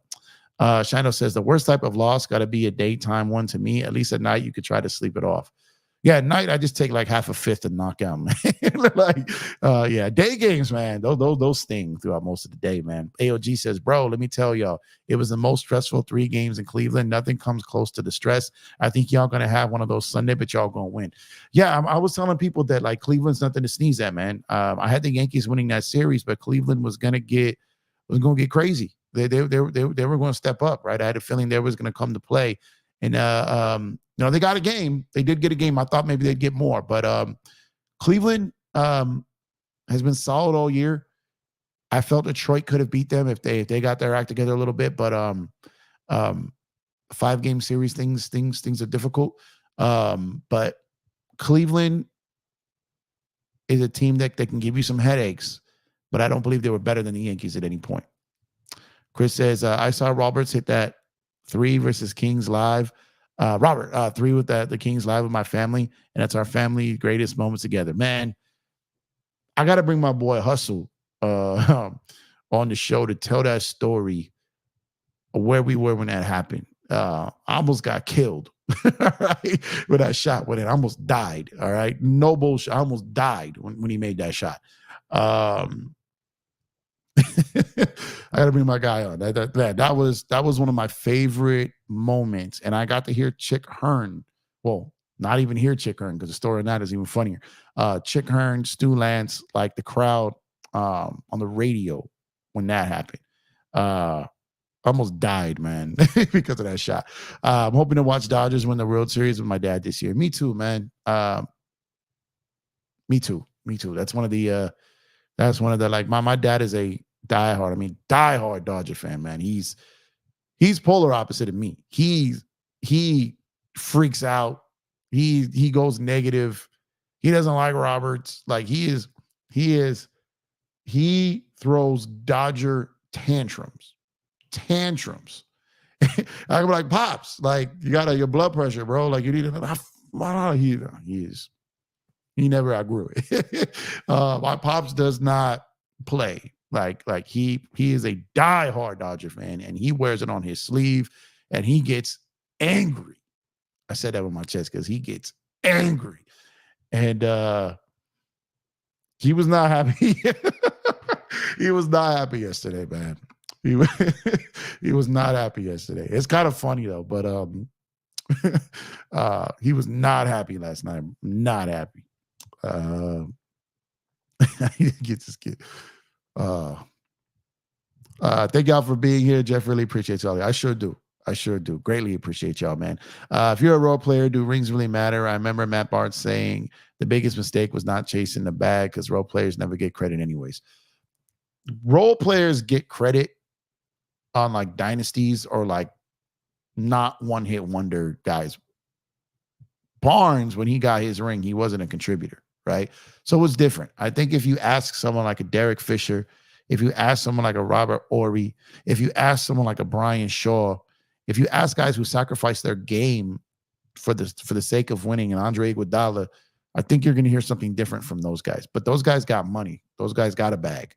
Matt Barnes got one bag at one time, and he didn't win. But Robert was, but Barnes was never going to be a guy that was going to get a crazy bag anyway. So it doesn't really apply to him.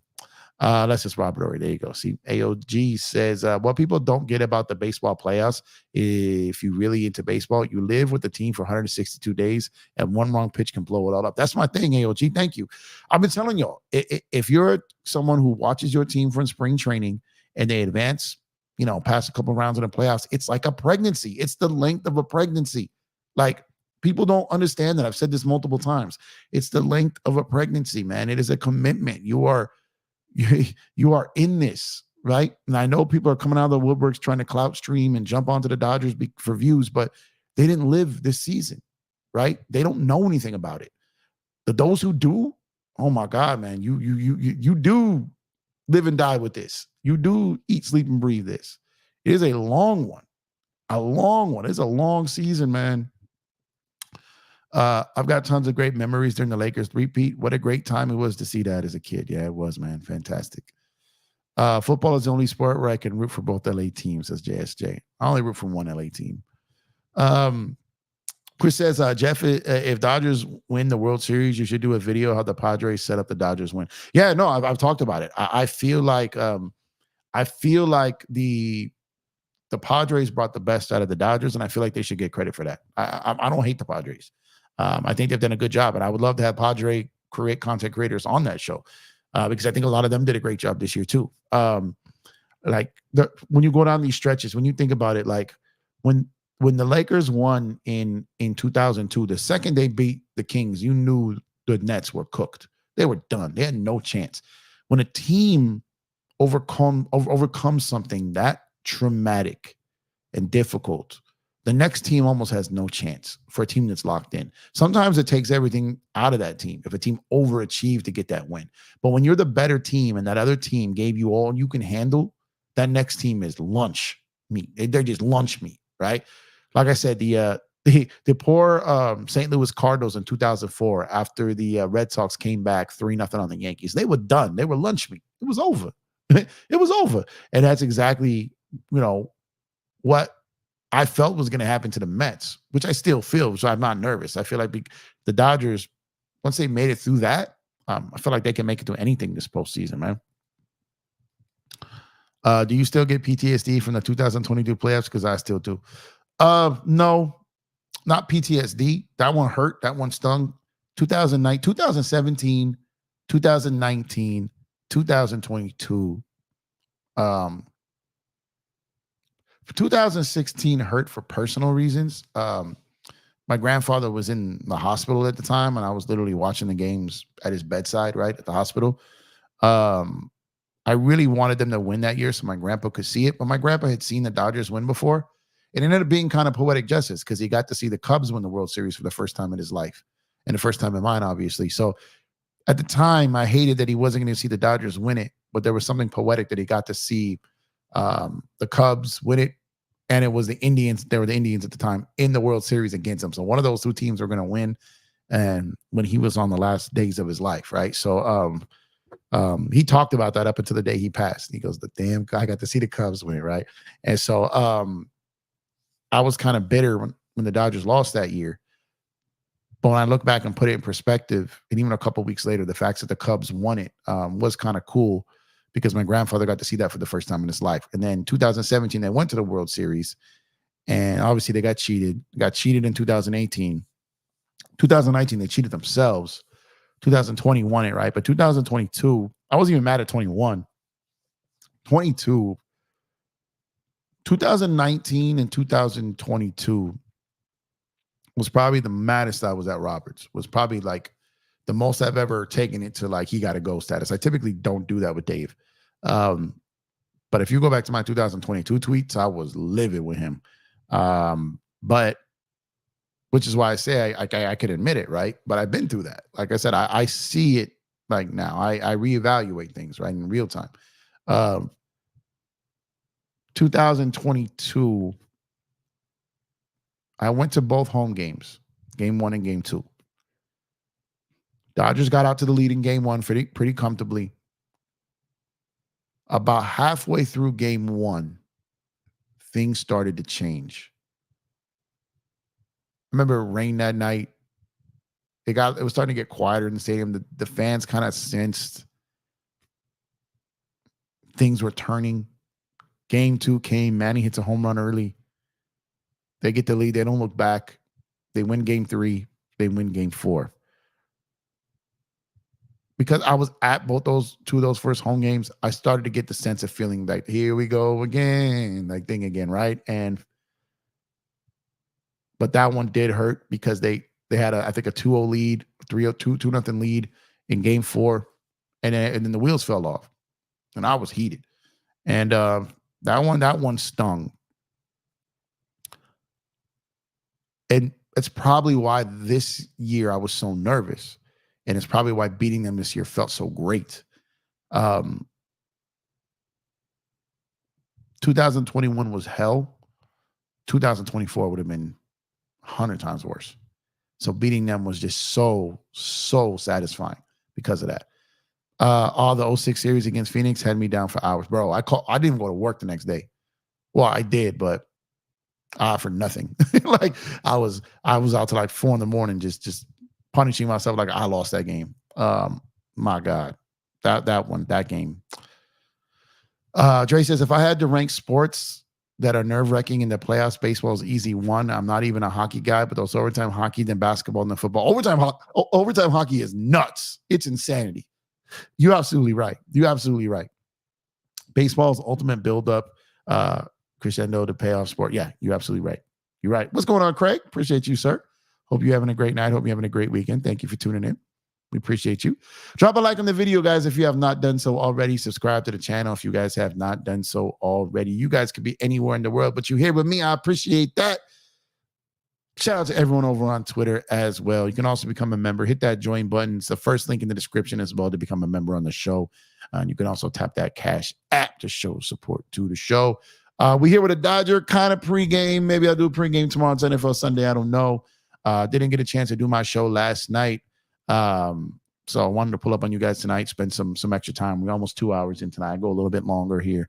And it's been a good show. It's been a good time spending time with you guys, and really excited to tomorrow. Excited to tomorrow. What is going on here? Excited for tomorrow. And for the Dodgers to get this win tomorrow, man. I think it's going to happen. And another thing about disregard baseball, when you follow your team 162 days, only you know certain details about your team that most won't know who don't follow your team. Yeah, that's my point. Like, you got people coming along now trying to ride the wave of, talking baseball, covering baseball, right? And they're so bad at it because they don't know, like you just said. And I get so many people where it's like, please go live so we don't want to watch this. But it is baseball will expose a casual like no tomorrow. You can't just talk narratives in baseball like you can in basketball. You just can't do it. Yeah, even as a kid, I never doubted those cowbells wouldn't be ringing after Game 7 in the 2002 Western Conference Finals. When Phil Jackson called them semi-civilized rednecks, I died, bro. Stanton going off, always knew because teams disrespected him constantly.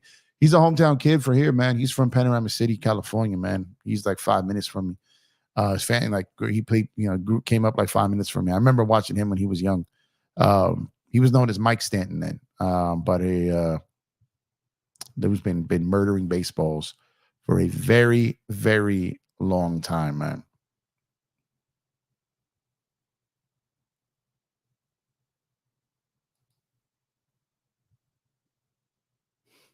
Yeah, it's true too.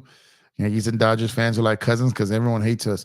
I don't expect a lot of hate from Dodgers and Yankee fans alike. I don't think it's gonna happen. I think there'll be some hefty trash talk. There hasn't even been any really disrespectful trash talk on the Mets fan standpoint. Now, granted, they haven't had a ton to talk about until like today. Now they got 2 wins, right?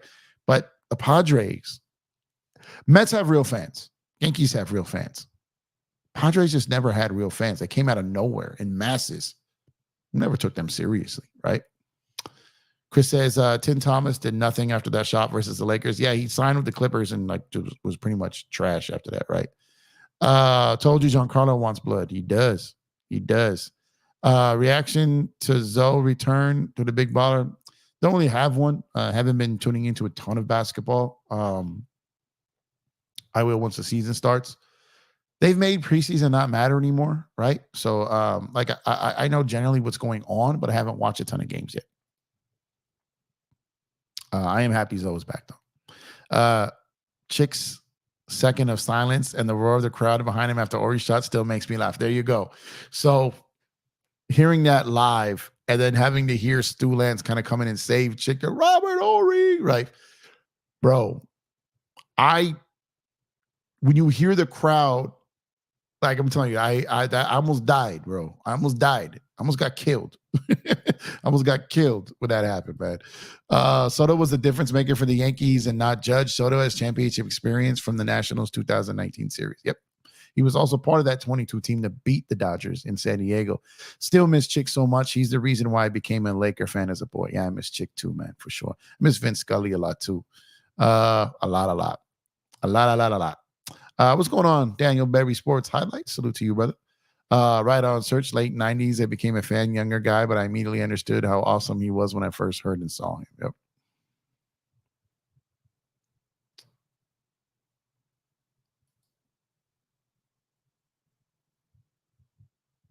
Craig, you in London? Man, I'm confused. Or are you saying the game is at 6:30? Okay. 6:30 a.m. Sunday morning from London. Gotcha. Yeah, I won't be catching that. No. No, my bad. I was tripping there for a second, Craig. Another thing about the Westbrook saga they forget about is the mental aspect. You're getting booed, hated by the home crowd in the city you raised on the team you loved. You could def tell bro's confidence was shot. And say, yeah, Laker fans are unforgiving, man. They can be very unforgiving at times. Very unforgiving at times. Dodgers better beat the Yankees. They got to get there first. They got to get there, man. They got to get there. Life Journey. What's going on, Life Journey? Just hope the offense don't go dead tomorrow. I'm pretty confident about the high leverage bullpen arms. Me too, bro. Me too. I think everything's going to be all right. All right. Not going to lie, man. You got to be mentally tough as a dude to be a pro athlete. The game to me is more mental than anything. Yep. Got to be very mentally tough. Are you calling Padres fans the KD, Kyrie, Harden, Nets fans? Yeah. And I don't mean nothing disrespectful. They were just getting disrespectful, man. Some of the most disgusting DMs I ever got were from Padre fans. It was crazy. They're not real fans. They just jumped on a bandwagon. I know more Dodger fans of San Diego than Padre fans, right? When Petco Park, when I go to games, there were no Padre fans there. Obviously, I mean, there was, but what I'm saying, there was so much blue. Now these dudes just came out of nowhere acting like they've been around all this time. They just not, man. It's like, get out of here. They really are not like us. They really are not. Like they can't do this. They can't do this. But on that note, guys, I'm going to shut it down for the night, man. I've been doing this about 2 hours. Appreciate y'all, man. You can be anywhere in the world, but you're here with me. I thank y'all and appreciate y'all for that, man. I will catch you guys tomorrow, probably after the game. It's NFL Sunday. I'll probably do a couple shorts, but other than that, I won't be on the stream till probably after baseball. But thank you guys, man. I pulled up kind of unscheduled here on a Saturday night. Didn't plan this. I just knew I didn't do a show yesterday. Didn't want to go too many days without one. Trying to be committed up in here. So thank y'all. Like I said, drop a like on the video if you have not done so already. Subscribe to the channel if you have not done so already. And just appreciate you guys spending your Saturday night with me. And let's go Dodgers, man. Let's get this win tomorrow. Let's advance to the World Series to face the New York Yankees. So let's go Bullpen. Let's go Bats. Let's go Dave. Let's go Dodgers. Appreciate y'all. Love y'all. I'm out of here. Search, you're the best in the world. Love you, brother. Y'all have a good night. Catch you guys tomorrow, man. Let's go Dodgers.